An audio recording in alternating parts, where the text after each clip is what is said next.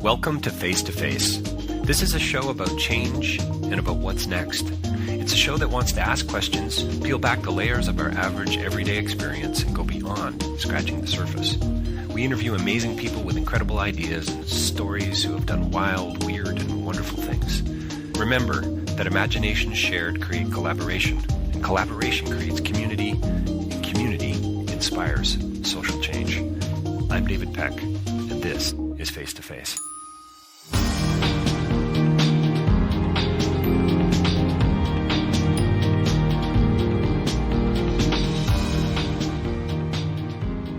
So my next interview is with Shawney Cohen. He's the director of a new film called Rat Park. It's a Vice production, and it's the first Canadian full-length feature doc that Vice has produced and brought out. Rat Park, it's a film about drugs and the cages we live in. And Shawney and I we have a wonderful conversation. I mean, we get into some notions around creativity and cinema verite, and we talk about personal evolution. And Shawney gets quite intimate actually at a few places in the interview, and talks about why he does the work that he does. And we talk so much around context and environment. And Rat Park was an experiment that was done by a Canadian scientist back in the 70s, and it was controversial at the time, and probably for some still controversial today. But it's about context, and it's about environment, and it's this scientist to Bruce who set up this rat park, this rat maze, and Rat Haven, I think he calls it. You know, I think Shawney talks about it being a utopia for rats, and found out some really interesting things when it came to morphine and heroin, and the rats that were sort of living in the cages and how they reacted and responded to the drug, and how the others who were living, you know, with other rats and in community and so on, and how they responded. And so you might want to look it up even before you watch the film, and if not, you can step right into it. But it's a film about addiction, and it's about mental health. It's about medical issues and science over compassion, or maybe the marriage of the two. We talk about harm reduction and, you know, decriminalization, and we even talk about rats and rats that meditate. I certainly didn't know that before I went into this interview. Shawney's a terrific guy and has a lot to say, not only about rats, but about the film, about addiction, about what he and others have learned as he's traveled around the globe making this film. So stay tuned. It's coming soon to Crave TV. You'll be able to find it there. And don't forget, davidpecklive.com for more information about my writing and my speaking. You can pick up a copy of Real Change is Incremental there, actually. It's a copy of a book I published a few years back, available through Amazon. And also face2facelive.ca, so many other interviews there. Go back and look through our history, coming up on 500 interviews. If you want to support the work that I'm doing or we're doing here, you can do that through Patreon and actually donate monthly. And if you can't do that, boy, would we appreciate you leaving a review on iTunes. Send this off to your friends. Talk about us on Twitter in one way or another, and sign up for the newsletter as well. We send one out once a month. Subscribe to the podcast on iTunes. That always helps as well. And just getting some digital noise out there about face-to-face would be really helpful. And don't forget rabble.ca. There's lots going on over there as well. It's a platform I'm also hosted on. You can find out bloggers and podcasters and other people, journalists writing about, you know, news that matters, or in Rabble's words, news for the rest of us. Stay tuned. Coming right up, Shawney Cohen and Rat Park.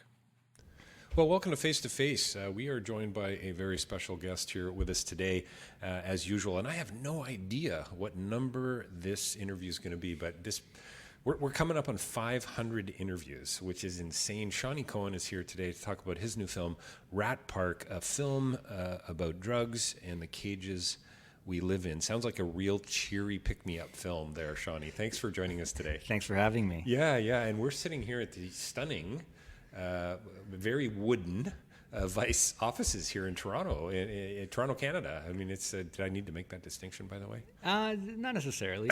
It's really funny because a lot of these offices from New York to, I think, UK and in Canada, they actually have a very similar look. And we're sitting in the Bear Room. Yeah, I was told. I got a bit of the story on that, actually. Right. There's actually a Bear Room in New York. So there's a Bear Room. Well, there you go. We could be in New York. We could be. And there's a lot of red brick around too. So it's sort of through the windows, but a lot of history to this place and where we're at, and kind of interesting. Wonder where this place was in the 70s when some of this experiment was actually going on. So you know what? Before we dive in, tell us. Well, let's just dive in. Rat Park. Love the film, by the way. Thank you. Yeah. I mean, unsettling, disturbing, and yet I think ultimately hopeful. Which I don't know if that's what you had in mind, but I really appreciated, this. And who? I mean, I'm all about incrementalism, Shawney. I'm all about little things making a big difference. Who knew? How could Bruce known that we would have been here today, right? And we're going to talk about Bruce and the experiment and so on. But tell us a bit about the context around the film and Vice, and this is big for Vice Canada too, right? Yeah, I think so. I think it's our first kind of foray into kind of getting a big feature documentary out of this office specifically. So, yeah, I'm proud of it. I mean, it's also been a kind of an evolution for me personally as a director in terms of making drug docs. I think one of the first drug docs I made 4 or 5 years ago was called Dope Sick, and it kind of examined fentanyl in Calgary. And I learned a lot from that process. And it was, from my standpoint, a very simple film. We spent some time with some users in downtown Calgary, and it was a tough film to make because I didn't know much about fentanyl. Someone actually told me recently it was one of the first feature docs to actually talk about fentanyl in that way. I think from there I did another documentary last year for W5 about fentanyl in Sault Ste. Marie. I noticed a trend, I think, making these documentaries, that environment had quite a big, was kind of a big factor in kind of the reason for using drugs. And what does that mean? Unemployment and boredom and depression, and these ideas seem to be prevalent in these drug docs I was making. And I think, come full circle, when I heard about the Rat Park experiment about a year ago, it really kind of made a lot of sense to me. And it's just such a simple experiment. You have a rat in a cage. He has the option to do morphine or water, nothing else. He or she. Yeah, he or she, for sure. And when they're in those tight spaces and they're in a cage, they would, gravitate more towards the morphine, and generally until they died. And this idea was kind of prevalent for a long time in the 60s and 70s, the idea that, the drug is causing, all these problems.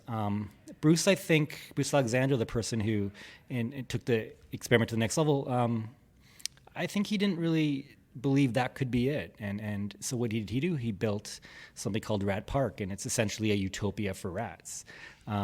Which is just, are you sure this isn't a comedy, by the way? Yeah, no, I mean, it's funny because when I saw the photos, they were quite wonderful. I mean, it's this big place. Rats can have sex. There is a lot for them to do. They can raise families, and I think he calls it a rat haven. Rat haven, in the film, right? For sure. Which is hilarious. It's hilarious. Yeah, and Club Med for rats. Club Med for rats, and I think he learned a lot about rats. But I think what was interesting about the experiment is how seriously he took it. The data and the technology surrounding I think if this was to work, he needed to make this experiment, from his perspective, be a real experiment. So essentially, the notion is, and you brought up environment and context is everything, it seems to me, and no matter what, I mean, you talk about a relationship or international development or some sort of business deal or your position on a journalistic issue in the Middle East. It really does. We seem to forget, right, the context piece of it because we're embedded in it, and it's a lens that we see everything through. Right. It's pretty interesting philosophical notion, and yet we don't take care. Does that make sense? No, for sure. Yeah. I mean, I guess Bruce would say, environment is everything. And in the case of the experiment, you have, in this utopia, water at one end, heroin at the other. And he found without fail the rats, while they tended to use little bit of the heroin, they weren't getting as addicted to the rats that were in cages. And I think, speaking to your point, the message I think that he would want to have come across, and I do in the film, is that, you can't understand addiction unless you understand the environment you're in. And even at a metaphorical level, it's that simple. And and I love the fact that you have picked up on him, and I'm sure that Bruce has smiled about this over the years, and those who were involved in the experiment, and you guys in the making of the film. But the idea that rats have so much to teach us, right, about relationships, about becoming better humans, right, in a sense, is funny. It's remarkable. It's thoughtful. It's interesting, and it's just it's so well. What isn't layered, really? Right. But what do rats have to teach us? Except I want to get them out of my garage, basically. Yeah, it's funny. Yeah, a lot actually. I mean, Bruce seemed to love rats, and you learn a lot just, I think, observing them for weeks at a time. And I learned a lot just talking to him. Like, I didn't know that rats meditate, for instance. Rats will help raise each other's families. I found one of the things that was most interesting in the experiment was a belief that a lot of the rats didn't do heroin. That's not true. A lot of the rats actually use heroin in so this if utopia. I'm laughing, it's just the way you're, it's just so cavalier, right? Well, Yeah, no, for sure. It's awesome. Yeah, I'm still stuck on the rats meditating, by the way. I'm doing some yoga later tonight, and I probably will be doing some meditation. Nice. So it's going to be hard not to think about the rats beside me. It's a nice thought. Yeah. Rats. I like rats, but anyway. So rats occasionally will use the heroin in utopia. I mean, but they didn't get as addicted as the rats in cages. And what that taught me was that rats have the propensity to use drugs recreationally. And I think that's quite, for me, a fascinating notion.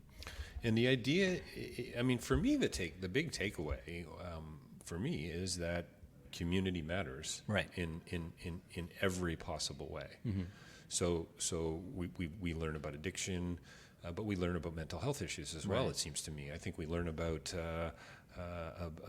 pedagogy and education and all those things that humans together, most of the time, obviously history shows us that, I don't know, what do we got, 230 years of civilized history or something in the last 3,500 of recorded history? I don't know what it is. So humans always together doesn't work. We get that. We totally get that. But when it comes to healing, when it comes to things like these types of things, it's not so polarized as sometimes science seems to tell us. No, I agree. I mean, if you look at, a lot of the film takes place in Portugal, and if you look at how they handle addiction and their drug policy, they were successful essentially by moving it out of the criminal justice system and essentially saying, you know what, we're going to make an active effort to treat this as a medical issue, and I think that's a wonderful approach. And at the end of the day, they were essentially able to reduce their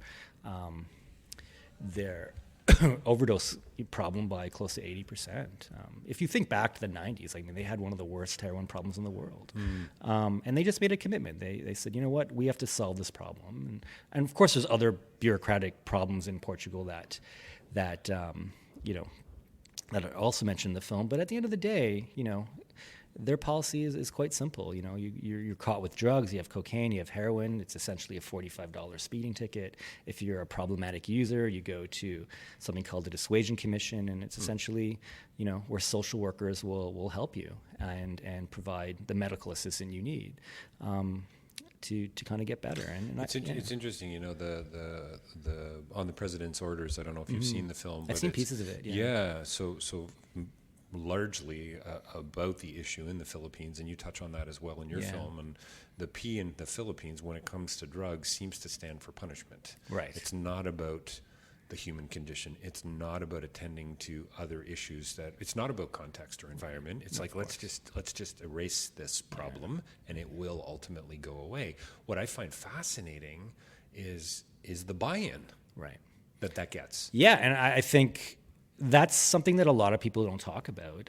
You can look at Duterte, and you can look at this ridiculous policy that he has. Essentially, he's given free rein to, people to kill drug users. But by and large, the policy is pretty popular.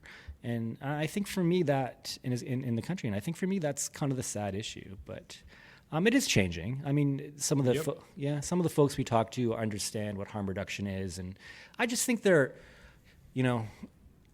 I don't want to criticize him too much. I mean, I think so much of this comes from one president who's a bit maniacal, but for the most part, there's a lot of good people in the Philippines who realize this is wrong. And certainly we try talking to a lot of them in the film, but, at the end of the day, it's a good example of how not to treat a problem like drug use. Because, it's the exact opposite of the Portuguese model where, instead of helping people from a medical perspective, let's just, eradicate them. It's I think one of the journalists that you follow, or the photojournalist that you Vincent. follow, Vincent in the film talks about it being a war on people. Yeah. Is it? It's not simple, but is it a political question? Would you say? I mean, you've made several drug docs now. You've been thinking about these issues for quite a while. It sounds like to me, and I've had dozens of conversations. What's your 2 cents? Is it? Unfortunately, leaders say, like Duterte say, okay, it's black and white. Right. Let's get rid of them. The problem goes away. I mean, really, when we're talking about humanity, it's that simple: paradox, contradiction, complexity, right? Nuance, subtlety, etc., etc. Any thoughts on that policy-like side to it? Absolutely. I mean, I think there's leaders in the world that see things so black and white and don't understand the gray area. And I think Duterte is one of those people. I mean, he was essentially kind of like a small town mayor before he became president. And that's how he approaches running the country. What I find interesting, a lot of the promises that he made in his campaign before he got elected were similar to, kind of these Trump-like ideas. I can fix this, and from anything from the traffic problem to drug use, and with such simple ideas. Well, it's almost, what I went to? Shawney, I went to the idea of a thumbs up or a thumbs down. No, 100%. As if something could be solved that way. And I think we even see, there's lots of images of Trump with his hand out, right? Yeah. But I mean, to answer the bigger question about humanity, I mean, I would say spending time in the Philippines, it felt more like a war on poverty, to be quite honest. And I felt like that there's a big injustice, and a lot of the places we filmed where drug use was prevalent, and you had these kind of executions going on were in tough areas, and people just trying to, normal folk trying to raise family, but at the same time, they only make a couple $100 a month, and I just felt it was so unfair. A lot of people don't talk about why people necessarily use drugs in the Philippines, but people need multiple jobs. Meth is very prevalent, and a lot of times the reason people use meth is to sustain longer hours while they work. So typically you'll have someone, delivering things on their bike, or needing to somehow work 8 or 9 hours in the day and then another 6-7 hours at night. So they need to stay awake. So often, drug use comes with, these circumstances based on the need to kind of keep going. And I felt that these aren't necessarily people who have problems, but this perception that you use drugs, you must be evil, we have to eradicate you, is just so archaic and ridiculous. I found it fascinating. One of the young women that you talked to in the film, maybe she lost her husband or her brother. Said, both, actually. Not all users are addicts. Yeah. I thought that was really interesting as well. I mean, that makes sense when you hear that on a certain level, but when you're talking about drugs like meth and heroin and so on, you think addict, you think addiction. Somebody has a problem. Right. I would say if you typically look at, the characteristics of what some psychologists and doctors would consider to be a traditional addict or have some type of kind of genetic connection to being addicted, that's 10%. 90% of the population I wouldn't necessarily consider in that same category. But, I'm no expert. But what I will say is, when it comes to treatment, what I found really interesting, I was reading a New York Times article recently, and it was talking about how many people become clean or stop using drugs naturally, and it's I think it's well over 50%. So I mean, I think drug use is just, there's so many different factors involved. It's the time of your life, and I think given a long enough timeline, people for the most part, in my opinion, my experience, tend to find a way out of a bad situation if things go right for them. Well, and I think, what I'd like to think at least, and I hope this isn't just the idealist in me coming out, and a few of my listeners are rolling their eyes, I suppose, but I should have on my business card, hopeful cynic, but people come around, you've got a support group, you've got a support mechanism. The idea being, I think, out of Rat Park, or at least the experiment, is that there is healing through others. For right? sure. I No, absolutely. and it doesn't always work. Right. That's not always going to happen. That doesn't mean you don't also need extra help, Right. or other people to also come around. But I think the reality is, don't we all need a mentor, Right. or an old teacher to call, or a friend, or Right. and often it's not our parent, a pastor, For sure. a priest, whatever, right? You need somebody to say, hey, I need to talk. Yeah, I mean, on a much larger scale, I would say that it's, you see a lot of people trying to come up with solutions to the opiate crisis and whatnot, but, there's no one solution. There's so many different factors in society that we'll have to, really examine. I think it's easy to kind of blame the drug, but when you look at, Right. Unemployment, social factors like depression, like those are big problems. But at the same time, if we're to solve this problem, it's not as simple as banning drugs or stopping the war on drugs. I mean, you have to understand, issues of treatment and how we kind of approach how people will get better, and having more social workers and people that are, compassionate towards people who use drugs. So from a medical perspective, you need buy-in from the police, you need buy-in from politicians, drug companies. So this is not a quick fix. Yeah, it's not a quick fix. And let's come back to the science and compassion For thing. sure. It's just such a wonderful notion that too often we're driven, it seems to me, by data, and we make decisions on Excel spreadsheets and graphs that can be easily manipulated. And, Right.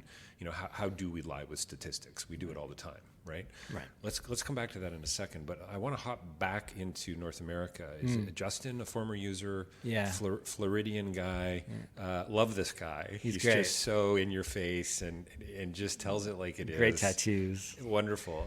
But what's really interesting to me there, and I had no idea about the opiate crisis there, in the sense that those shots of the lineups at these pill clinics, Pill essentially, mills, yeah. pill mills, For sure. And we can go anywhere with this, Shawney, but the idea that those eventually got shut down, problem doesn't go away, right? Yeah, we're still staring something in the face. Quite the opposite, actually. You talk about big farmers in the news all over the place right now, and a lot of people are blaming big pharma for causing the problem. And I'm not denying that they did, but in Florida, what you had maybe 10, 15 years ago was this completely unregulated market where anyone could go and get Oxycontin, and there was giant lineups, and they basically created this crazy industry of people I couldn't believe the images of the lineups. Doing oxys all over the place. I was astounded that you could you knock on a door and you sit in a waiting room and you got a bag of pills on your way out. 100%. It was nuts. And you see like big pharma kind of, perpetuating this and no one calling it out. And then it all stopped. You had the government come together and realize this is a massive problem and we're going to end it. I don't think anyone really expected what would happen after that. What happened after that is remarkable. Everyone started dying. And the reason they started dying was because they were getting illicit fentanyl from all over the place. Right. They were getting it from... Not controlled. So illicit fentanyl from China, I was reading recently about how Mexican cartels just love this idea that the government was going to shut down these pill mills, and they love the fact that people are going after Purdue, and because it's just opened up a market. And what that shows you is that the demand isn't going away. Between 20 and 30%, if I had to guess, of people still want to use drugs. It's probably a bit less for opiates, but at the same time, when the supply from pharma and from these pill mills died, people still needed drugs. So the only place they could go to was the street, and these unregulated oxy pills that ended up being fentanyl just started killing. And then that's when you see the spike in people dying. And I'm not saying the answer is, we should have let these pill mills, continue. I don't think anyone had the answer. I don't think anyone has the answer with big pharma. You can blame them all you want, but I tend to look at the government and how the government kind of allowed this to happen with their unregulation. But at the same time, it brings a bigger question into play, and this is the idea of decriminalization. Right. And a lot of people think this idea, this big bad word of maybe legalizing drugs or decriminalizing drugs could potentially make the matter worse. But, places in the world where we have tried this, tons of problems, but what happens consistently is the amount of people dying gets reduced. So it's essentially, deciding what you want to do. Do you want people to continue dying, or do you want, to have some type of regulated market? I have no doubt eventually we're going to kind of, like we legalize cannabis in Canada, we will eventually in the next 30 or 40 years reach a place where most drugs will be decriminalized. It's a hard idea to wrap your head around, but certainly after making all these drug docs and doing all this research and talking to some of the best experts in the world, it feels like the most logical solution. Interesting. So, am I hearing you right? Politicians need to be maybe not so focused on the scientific data and evidence, and maybe a little more compassionate. I think it's everything. It's funny. I was watching the CNN debate the other night, and for the first time, I saw two of the candidates on CNN talking about this idea of decriminalization, and I love that. And I think, to answer your question, I think politicians have to try to really dive into the issue and understand all aspects of addiction, opiate use, cartels, big pharma. There's no quick solution, and there's no quick way to understand the issue unless you do a ton of research and spend time on the ground and understand all factors that contribute to the problem. And the politicians that do that, the politicians that spend a lot of time going beyond the surface of the issue and trying to understand, these root causes, I think we'll have the most success in at least coming up with some type of policy or introducing some type of policy that will, help this problem. And yeah, so the idea that you had some politicians on CNN talking about decrim was really interesting. You would never see that 10 years ago. Well, and the idea that politicians aren't compassionate is Right. ludicrous. These are people who have families and are deeply embedded in their Sure. communities and presumably get into politics Right. to change the world. And, Of course. Right? They come in with eyes wide open and maybe leave with them eyes wide shut. I don't Right. know. But yeah, it almost sounds to me like, and again, some smiles from my listeners, but is this an argument for the nonprofit sector a little Right. bit here? Is this a bit of an argument for the volunteer sector as well, that, clinics Right. where people can go, governments maybe not getting their act together at a higher level because they've got big pharma pulling on their coats on one Right. side, and they've got the activists on the other. Kind of, again, that's Sure. that's massive oversimplification of the Yeah. issue, but it is complicated. Oh, it's I so could imagine complicated. being an MP going, I'm getting in politics to change this, Right. and then finding out the trouble that you run up against in order to even get a meeting. Right? No, sure. I'm sure. Right? So yeah, just interested. Thoughts about that? Yeah, I mean, I think anytime you talk to a politician, I've talked to a lot of social workers and harm reductionists and people who've set up great policy, and they talk to politicians, and you can see while they're talking to them, they're getting the answer that, they think they want, but at the same time, you can see almost like this politician thinking, all right, how is this going to affect my voters? And I think that's the cynical side of it, isn't it? That's the troubling side. That's the I'll engage with the public as long as it gets me votes. For sure. Like, that's troubling. That's why I kind of like the approach that Portugal took. It was kind of, they basically changed their drug policy in the face of what everyone thought was insane, and they moved a whole nation to taking it from a criminal justice problem to a medical problem, and they put together a committee, psychologists, addiction experts, politicians, and they got it done. Well, it seems to me that's where you kind of need to start. I mean, Right. if you're gonna embed, and it really is about environment and context. First, Sure. you need to understand. You need to ask the right questions. You don't just step in and say, "Here, we got the solution." Right. You got to listen. So the committee is important. Sounds a little cynical. Oh, great, we'll set up another committee. Right. But hopefully, it's informed, and the right people are a part of that conversation. And it sounds like Portugal got a fair bit.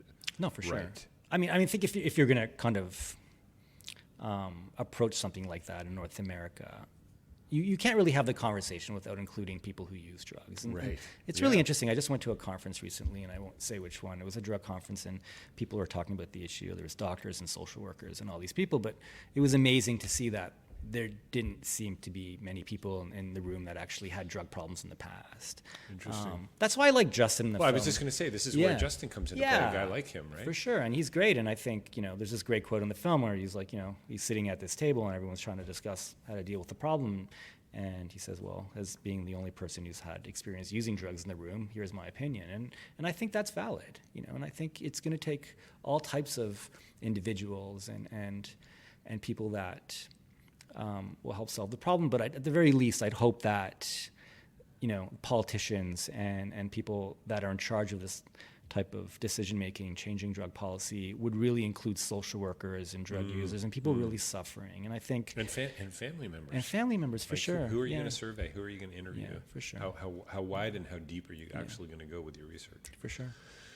So love to talk about the compassion, the compassion, and the understanding in maybe that's the circle that's drawn around the scientific approach, the lab coat. Right. The lab coat with love. There you go. There's a title for something. I like that. But before we go there, Shawney, what about your interest in this? I mean, so you've been making drug docs, you say, and you're at a drug conference. So clearly it's partially your job and what you do as a journalist and as a filmmaker and so on. Mm-hmm. But other reasons behind that, or? Not necessarily. It's funny you say that. Someone asked me that recently. One of my first features was about my own family, and it was about, it was about a strip club in Guelph. But at the end of the day, it was about my family. My family was kind of going through their own problems with addiction, and the film was really about my mother, who was struggling with anorexia, and my father, who was grossly overweight, and they're both trying to deal with these incredible weight issues on the extreme while living, in a strip club, which is all about environment. So I think there's some layers to the types of films I make, and I think, looking back, I think addiction is, maybe a kind of sub-layer that kind of reappears in a lot of stuff I make. But in terms of drugs specifically, I think I want to see that film. Right. There's an intimacy, it sounds to me like, in the stories that you tell, and what sort of got you into this business, if you can say that in the first place. Yeah, I mean, I will say my approach to filmmaking, especially with drug docs, has really changed. I think when I first made, Dope Sick, and then, the W5 one, it was important to me to kind of film drug use and show people and parents suffering. And I began to realize that necessarily isn't the right way to go.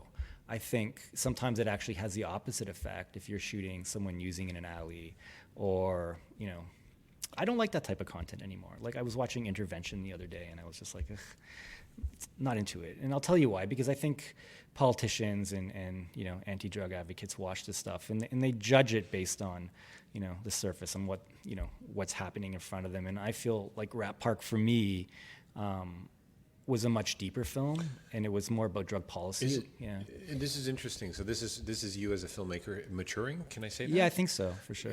You used the word evolution when we sort of started out, but is that about respect for the other? Is that about there's certain things that just don't go on camera? Well, I don't know. It's certain things that don't go on camera, but I think when it comes to drug use, this idea of shooting users for the sake of shooting made less and less sense to me, and that's also from watching a lot of drug documentaries, because they all tend to be the same. Sensational. Yeah, sensational, exploitative. Let's shoot the drug users, and let's shoot the parents crying, but they don't get to the core issue, and the core issue for me is what are the environmental factors, what are the social factors, what are the bigger problems at play. Well, what is addiction? And what does that actually mean? I was talking to a friend of mine who's struggling with weight issues. And, it's a great question. Yeah. And it's a biggie, right? Because it can come into, people are addicted to work. People are addicted to exercise, which is so absurd, sort of, in a way, to think that, right? But video games now are big. Video games, it's really quite fascinating. So I think it's an important question. And I think, was it Bruce in the film who says there's...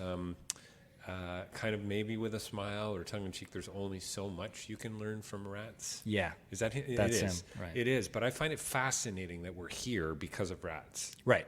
Right? No, for sure. So on one level you go, okay, Bruce, I get it. There's not much we can learn from rats because they're pissing me off in my garage. Right. Got to get rid of them. Where's my rat trap, right? That's my first, right? When everyone, rats just conjure up all the wrong images. Right.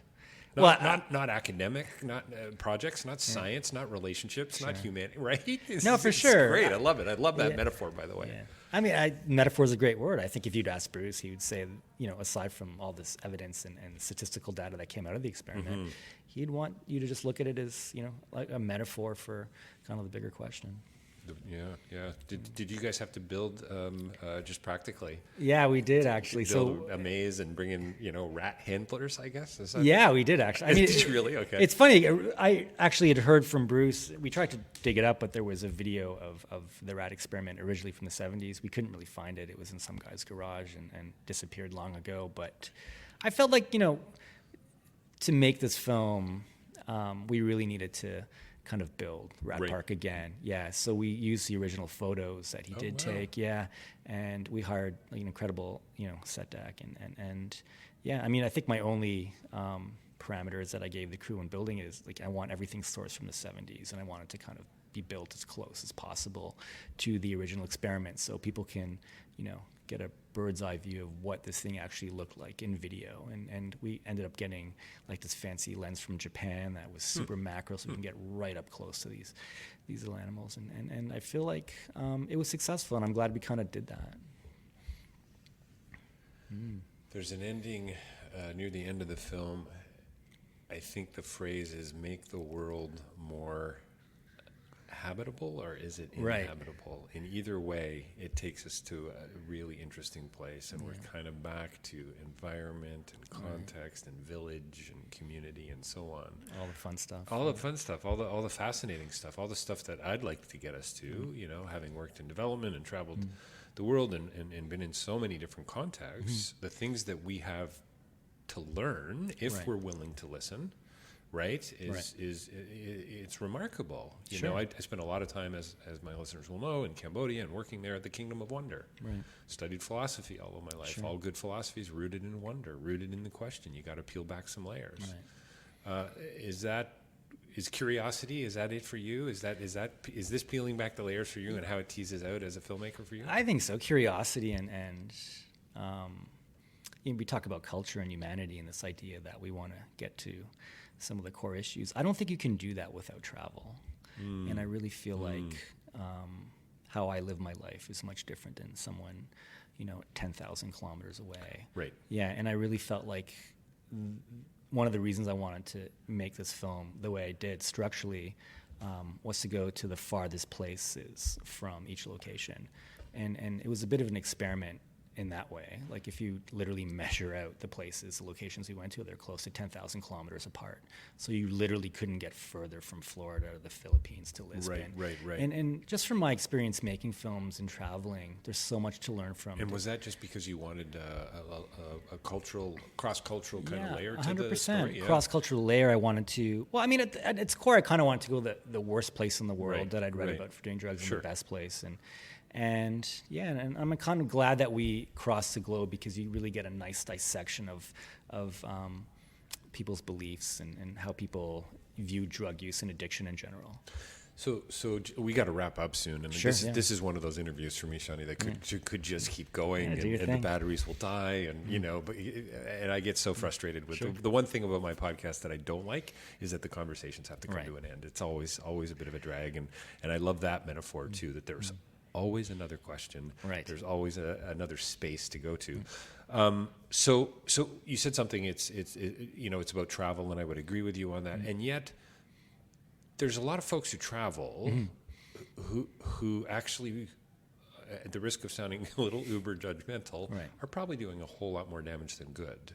Yeah. So it's about having the eyes to see, isn't it? And the ears to hear, kind of being willing to say, hey, can I visit you in your village rather than you come and hang out with me at the pool at my hotel? Yeah, I mean, you hit it on the head. I've always traveled, and my goal in life is actually to hit the century mark and go to 100 different countries.